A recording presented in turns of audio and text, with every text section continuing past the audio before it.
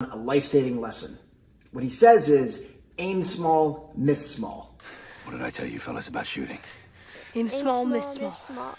Aim small, miss small. I gotta admit, that phrase is really cool for a movie. What I really liked is how it exposes a bigger mistake that companies make when it comes to their marketing. I'm Chris Carr with Veritech, and this is Digital Marketing Masterclass Live. Before you go any farther, I want to invite you to click on the subscribe button and click on the notification bell. I love to make sure that you're in the know when we post more videos like this. So let's dive in. What do I mean by aim small, miss small? What I'm talking about is how we measure our marketing.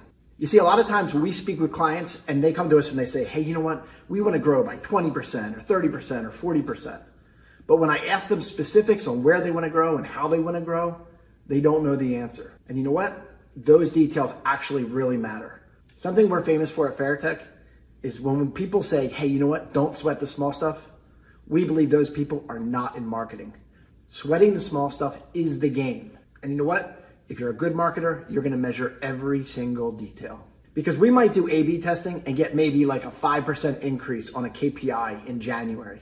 You see, 5% really isn't that big of a deal. But what is 5% improvement times 12 months? 3 years? 5 years? You see my point? The details matter. Aim small, miss small. So if you're in a meeting with your marketing team or your marketing agency, before you start, or if you've already started already and you got to go back and you got to ask some really hard questions. Before I start, I want to know, hey, what are my macro growth numbers? What are my micro growth numbers? I don't want to just know what are my growth numbers. I want to know what are my growth numbers per product line, or what are my traffic goals for those same product lines. If you work in different verticals, I want to know the traffic goals per vertical and the leads goals per vertical. And at a macro level, I want to know how many leads are coming in, and at a micro level, how many leads are coming in per product line or per vertical. You know, I want to be able to go from macro ideas and I want to get smaller and smaller and smaller. So let's zoom in on our client dashboard. These are the type of analytics that my team looks at on a weekly, monthly, quarterly, and a yearly basis, sometimes even longer. You see, this is what we want to do. We want to be able to use dashboards like this. What you're looking at here is HubSpot. What I want to do on a dashboard is I want to eliminate all of that death by data stuff. So on a dashboard, what I want to be able to know is how much traffic is coming into my website compared to my goals. How many leads did I get on my website compared to my goals? And then ultimately, how many clients did I convert compared to my goals? And you know what? I want to be able to do that with product line by product line and vertical by vertical.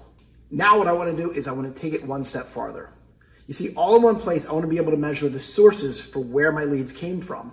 All right, I want to be able to know, did my leads come through organic search, direct traffic, referrals, social media, email marketing, paid search, paid social, etc., etc. These details tell us a very important story. And you know what? The goal of analytics is to tell great stories, but we're going to tell those stories through data. What we're hoping to do with our analytics is to help make data-driven decisions about your marketing. You see, the more data we have, the easier it is to know where and when to pivot. It also helps us to figure out what areas to double down on. One other thing that we do that is really cool is we try to implement as much tracking technology into our approach. The goal of tracking technology is to be able to put a cookie or tracking code onto our potential clients' computers or phones to track their engagement. On this screen, what you're going to be able to see is that every time a user has engaged with our client's marketing, we're going to be able to know a number of different things. We're going to be able to know what pages have they visited, what drip marketing emails have they opened, did they watch videos or engage with social media? All of this stuff is measured. In fact, we take it one step farther. What we do is that we track all that engagement and we put it into a certain rubric, so that certain engagements have more value than other pieces of information.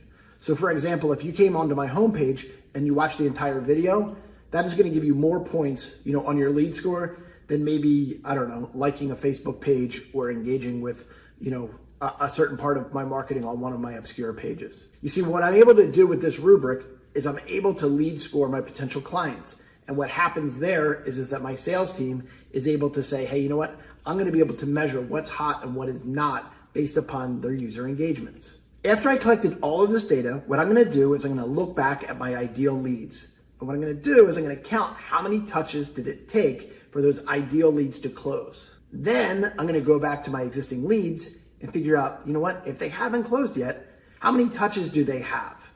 Because you know what? I might be thinking, oh, this lead is getting cold or it's dropping off.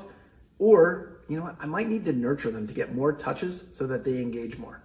Because the more they engage and the more touches that I count, once they get to that ideal spot, the likelihood of converting is actually really high. But my favorite thing to do with data is something I call predictive analytics. Predictive analytics allows me to do a number of different things, but the one that I want to talk about today is I want to be able to see, you know what, how many site visits turn into a lead. Then once I know how many site visits turn into a lead, I'm going to say, hey, how many leads turn into a client? Therefore, what I'm going to be able to know is how many site visits turn into a client. I think it's called the reflexive property, but I don't remember any of the vocab from math, so please forgive me if I'm wrong. So we covered a lot of stuff today. So what did we learn? First off, we learned aim small, miss small, meaning the details matter. The next thing we learned is the importance of using tools to make data-driven decisions about your marketing.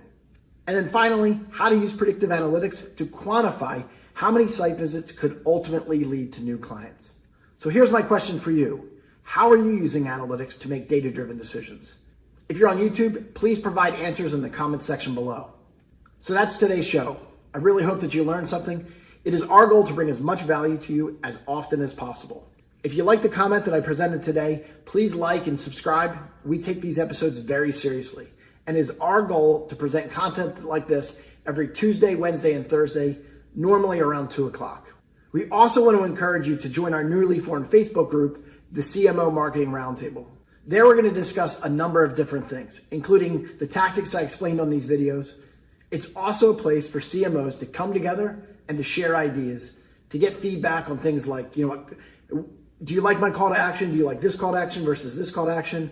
Or you might be on the group and say, hey, you know what? I really like your content. Do you want to be a guest on my podcast? This group should be a community where CMOs can come and talk together. So if you like today's show, please know it's part of our Digital Marketing Masterclass podcast. So subscribe on Spotify or iTunes or wherever you get your podcasts. We want to thank you for watching.